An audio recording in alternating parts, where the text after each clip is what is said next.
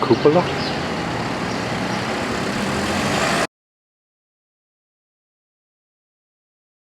Now we're opposite the market, but on the other side from the river, and we're going to take this pathway here, I believe, and go up onto the castle. Pathway up. I'm up on top of the castle wall. We'll pan around the old town below us.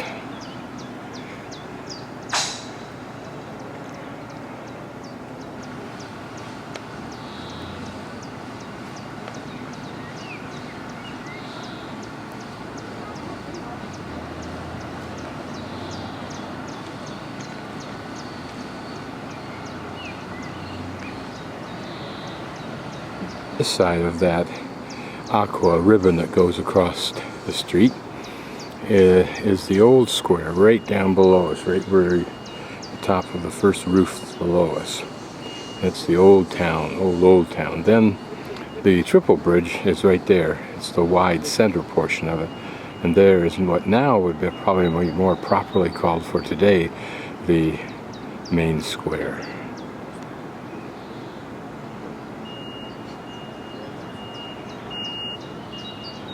With its Baroque church. Kind of a protrusion outward to give shots along the side, I'm sure. Now behind, or beside one of the side towers, the river off to our left was sloppily reconstructed with stone from some other source. Some of the building up here, no doubt. This is this hillside. On the right side of the castle, as viewed from the town looking up,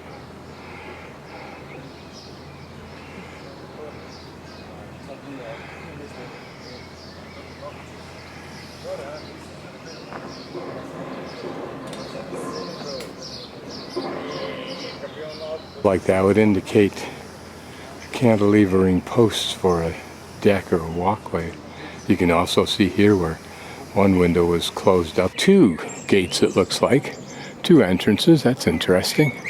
If in fact both are entrances, but the lower one might have been for what looks like pillars for some kind of a bridge, perhaps a drawbridge over what perhaps is a moat. An entryway, and that was what I thought it might be. It's curious to see those two portals, although if you look at the upper portal, and I'll get in closer to it, notice in the upper right and left hand corners of that one are slots that could have perhaps held a chain and a depression that would have allowed the door to lock into the wall surface. A sundial, of course, but we read it from the inside area, suggesting that it's probably about 11:30 right now according to the sundial. Main tourist entrance. And we're now on the left side of the castle as we would look at it from down in the town.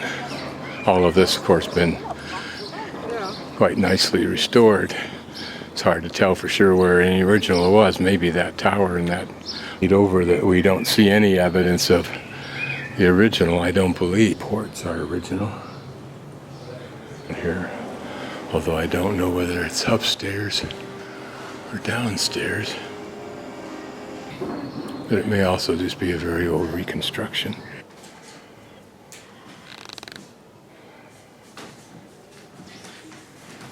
Some original interior walls.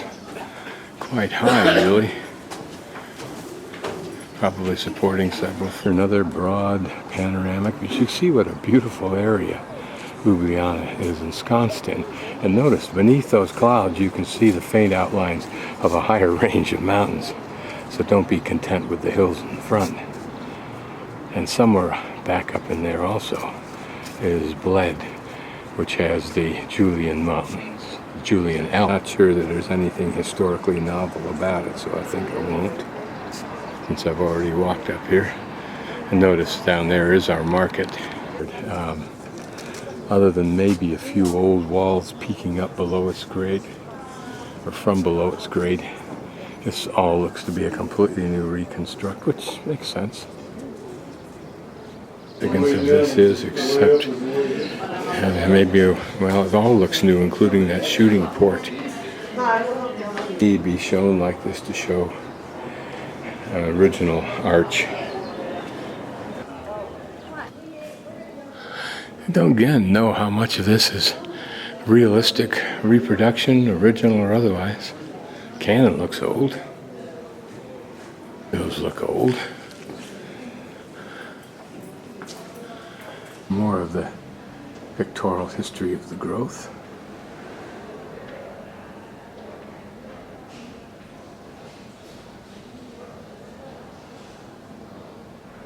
How it looked in the old day as opposed to now.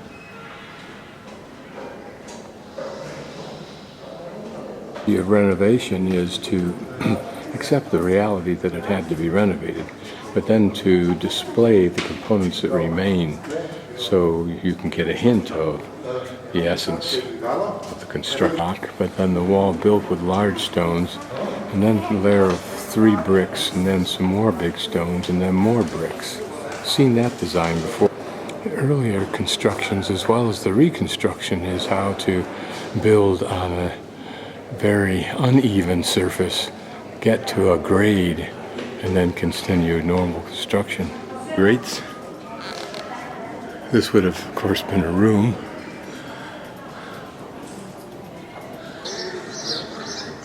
That I missed on my way in.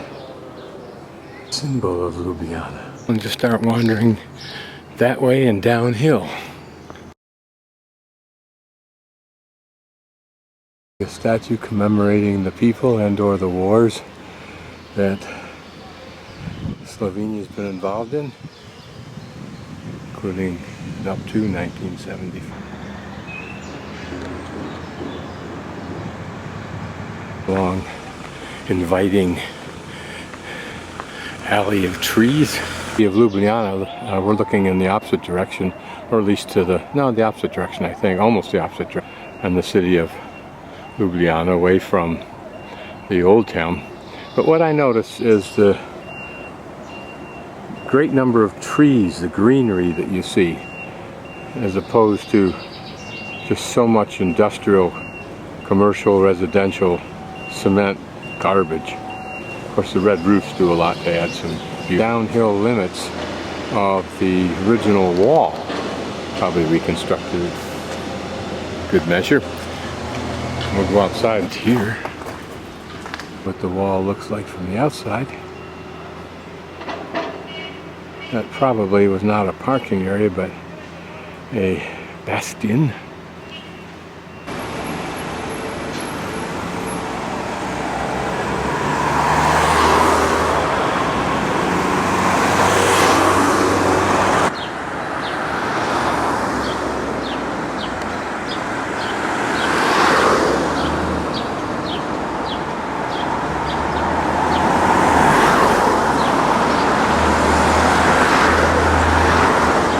Castle, which is where that #1 dot is.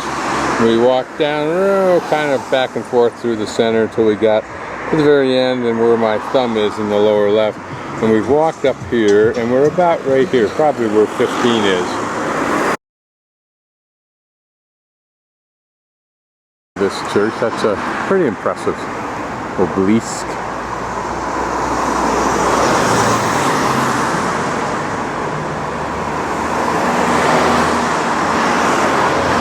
Rather significant for what it is. I don't find these churches to be particularly pretty. Near the church would take us down to the old square in the old town. Of course, now we're going to cross the river on this. There's a many column back towards Old Town. Here now, right on the bridge in the middle, looking this way to the edge of the paper on the left.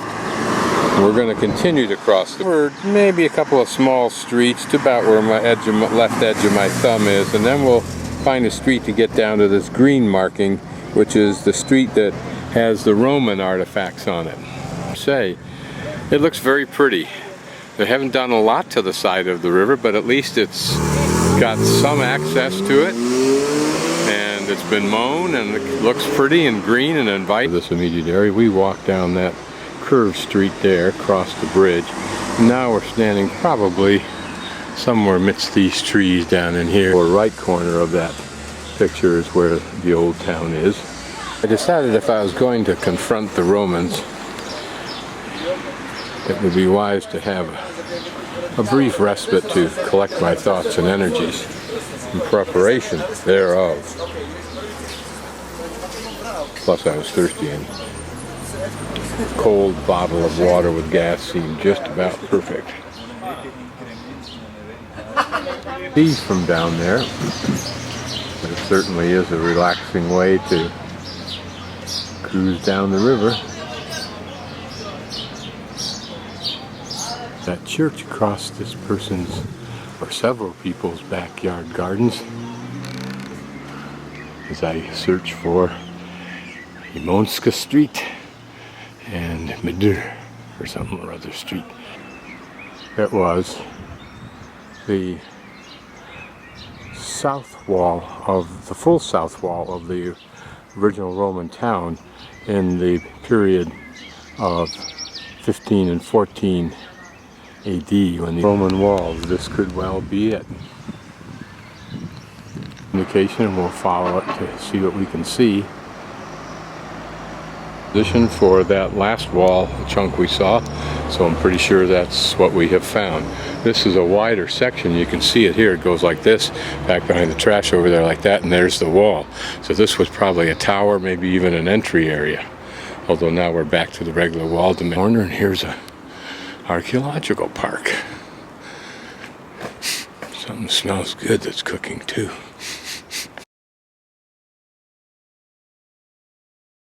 Here is a house which stood near the walls of the town, and about the 4th and 5th century, covering some 500 square meters.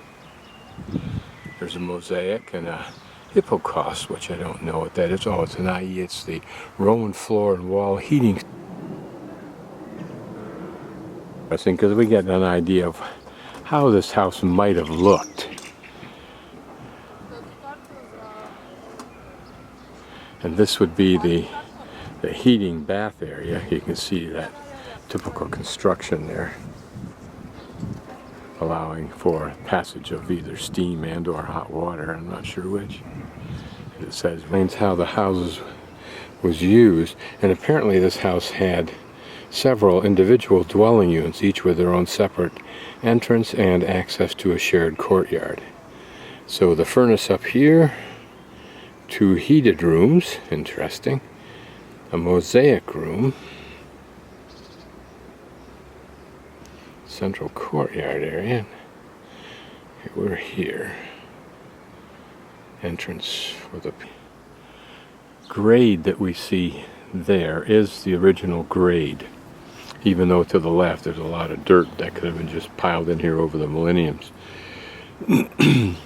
Although I can't be absolutely sure, because notice over on that side, see there's a little bit of a lip, and that could have been where a floor was installed.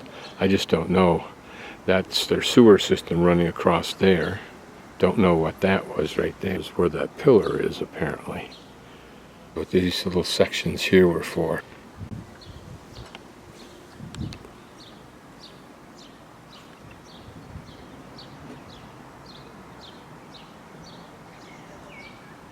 Operative sign. The communal public latrine comprised a stone frame and a channel. The frame was fitted with seats, probably made of wood. A stream of water ran along the channel where the sea sponges used for personal hygiene were rinsed immediately after use. So that must be the sea sponge. Imagine what they mean by after use. And I'm guessing that this is where a stream of water might have run, or also under the or not that they're speaking about. It's interesting. I've never seen this before. Indians used floor and wall heating to heat their homes, which they decorated with murals, paving the floors with various materials using different techniques. Comfortably designed homes were a sign of both the owner's prosperity and the high level of Roman housing. If that's grade, then what I said was wrong. That grade was built up. Whether it was built up with a floor that sat on that little ledge that you see there, or whether it was simply filled in with material and then had a better surface put on important rooms, I don't know.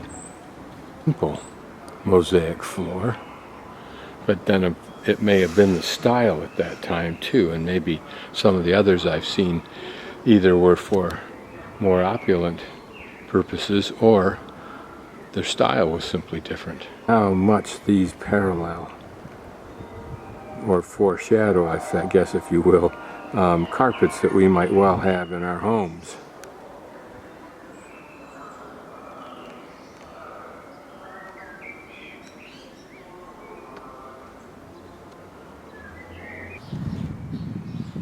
Heated room, you can see that there is a tile or a mosaic floor, so this was grade, so I was wrong earlier on.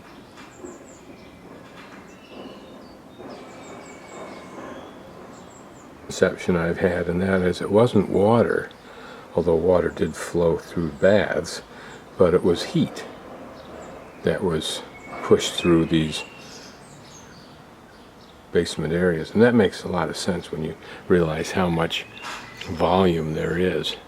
To put that much water in there would be quite an issue with regard to management of the water, as well as how much water migrated up through the walls via hollow bricks, although these don't look hollow, but though there they are there. Okay, good. To use this kind of brick for things that look like this more for the purpose of insulation, since they're totally enclosed, but these look like they're open, so they work like tubes. It's almost a honeycomb. There you can also see plaster and how the walls would have been painted. So this gives us an idea of how pretty they would have been inside, just like a modern home that's painted, of how the flooring would have been. Oh, that's interesting. On top of the brick would have been stone, and then they would have finished it off into just as smooth a finish as we would get in some of our homes, using almost the same kind of materials, because we do the same kind of, what looks like the same kind of, usually worked in a particular fashion. You wonder what its purpose was. It's really a step or a lintel.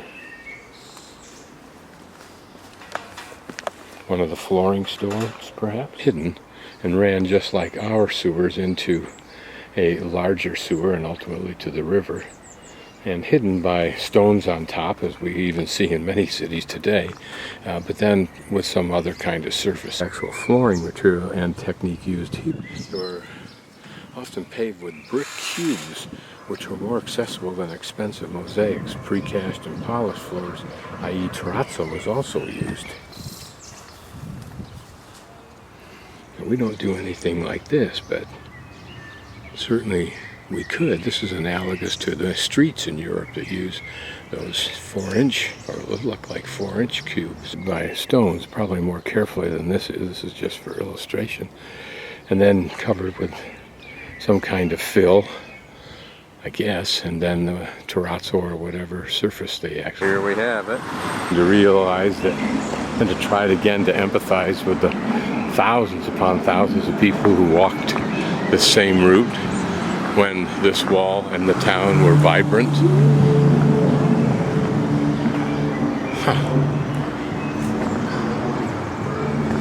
Maybe an entrance, originally there or not. But this is the view from inside. We'll walk down the outside and then determine whether we want to see the inside. Between this section of wall and this section of wall, which one is the older one, I don't know. The line of stones indicates the original wall before restoration. There have been an entry. Notice that we're probably above grade a couple of feet. That happens over the millennia. Pyramid that he added gratis, but it makes absolutely no sense that I can opinion it's ugly. It would have been an entryway, but who knows. Reminiscent of what I saw in northern England, where they had a wide base and then a thinner wall on top of that, if you will. But it was no surprise the Romans, by now 700 years into their culture, had already developed a pretty good architectural vocabulary. Roman stone. How about this? Looks like it's been worked here too, doesn't it?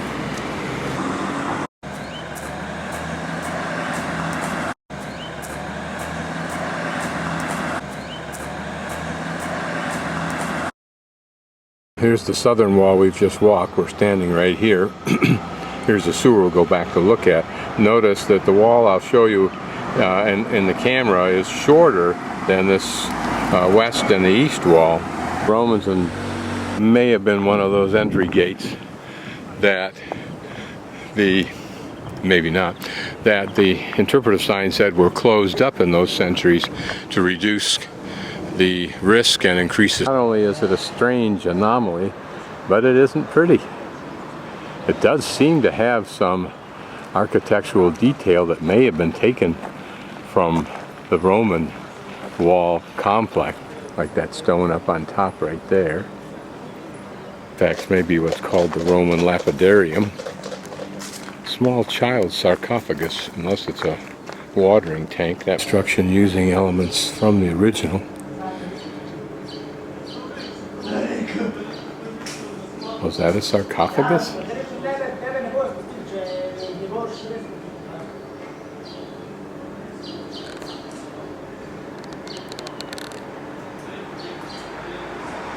And I assume that somehow this is in place as opposed to having been moved here. So those are pretty hefty pieces of stone for the slaves to maneuver. And when they were done, they didn't expect to dig it up, but then don't have to dig up. There is none that I can find, nor does anybody around here know where it is. I walked off the 50 meters from before exactly, and it's in center. Archaeological park, built in the 1st century. Roam around and take a look at it. Christians were initiated into the religion in a special ceremony involving immersion in water. Sound familiar? Done in a pool in the center of the baptistry, which was built in the early 5th century. It is paved in a multicolored mosaic bearing the names of those who donated the funds for it. That sounds like Christian. And from right to left, that the design for 2/3 of it is the same. But over in this section, there's something different. At least there's a square with some kind of Roman lettering panel. Thought it was in the 3rd or 5th century when Constance, who I think built the incredible fortress and whatever you call it in Split, Croatia, converted to Catholicism or to Christianity. We were looking at apparently said that it was built to the glory and joy by Archdeacon Antiochus, or whatever, who served as the bishop. You always wonder, how pretty was it when it was brand new? Would it have been more vibrant than what we see now? A dwelling in the 1st century AD, but converted into this structures that we now see, including this well, which probably was the family well. Notice the remnant of a column here, but this is actually orientated another 25 or 45 degrees this way. So that is a bath or a bathing pool, and apparently there's another one over there beyond that column. There we can see part of the drain system here. In fact, if you look at the far end, you should be able to notice a curve to it, but I don't. They actually saw all along here. Here's the other bathing pool. It's kind of fun to imagine that there were people in there. It was probably plastered, and the slaves dumped water in there. Had the rubber duckies. You see the drainage system. Now there's 2 drain lines, and I don't know if they go to the same bath. Could one have been bringing in water in the sewer line juncture, just a small rivulet coming out from maybe that bathing pool, and then this one probably bringing several water sources into it, but there's one that would have led into it. Not quite as large, that one, as is this. I mean, this was more main. The reconstruction of the mosaic design of a hall that was built in the second half of the 4th century. Now it was 350 on, although that's no longer in existence, this mosaic, at least motifs involved, whatever they are. I'm not sure what that's for. Not sure what this obelisk is for. It doesn't look Roman. And a lapidarium in the backyard of what I think is a church. A university library. And there's developed by, or designed by Pleshnik, their revered national historical architect. It has some Roman element in it. See that one rock up there, cornerstone.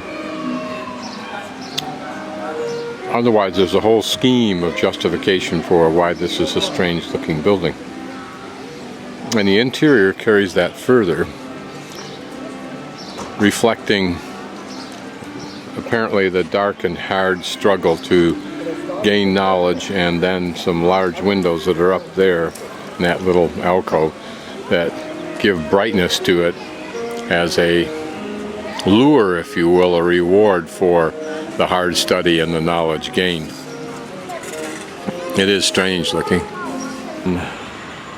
Secessionist, I think, or the Baroque, not sure. Baroque, I think.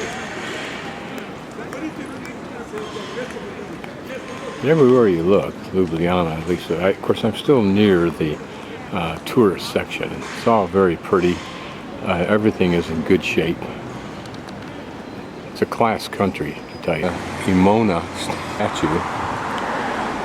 Why, I don't know, but where I'm standing apparently was the northern wall, although there's a sign indicating it goes further on.